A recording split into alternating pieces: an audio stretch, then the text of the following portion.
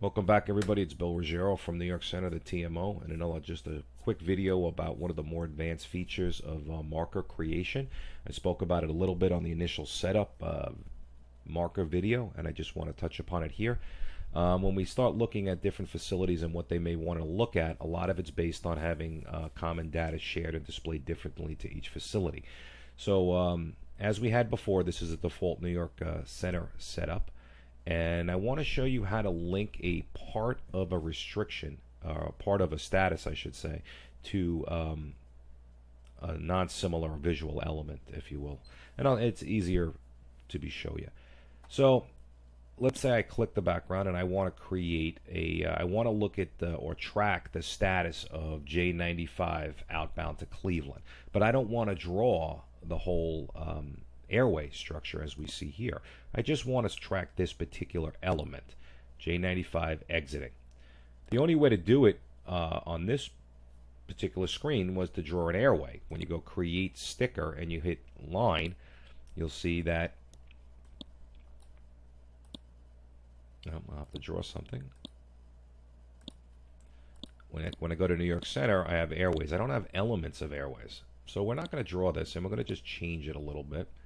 And I'm going to load a predefined setup for one of the towers, let's say Philly. So this is what Philly's fixes look like, but let's say they want to monitor something different. Let's say they will, like I said, want to monitor the status of J60, leaving. I know they have a Pottstown fix, but let's go and right-click the background, and we'll go create sticker.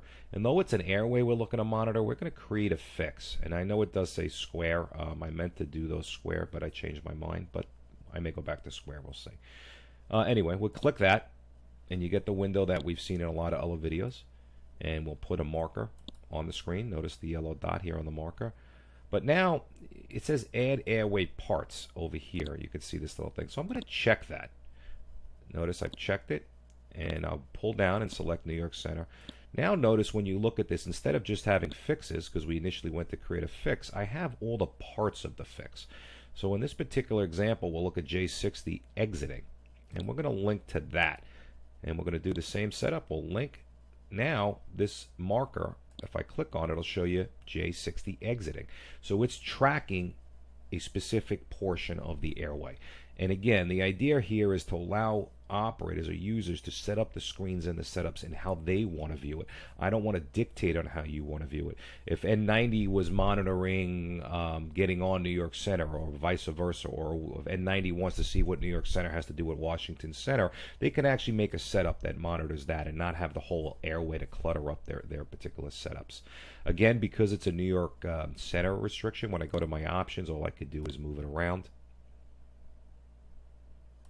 I can't actually change its status. If it was your own status indicator, you could change the status. And of course, if I delete it, all I could do, I can't delete the restriction. All I could do is delete the marker, and it's off my setup.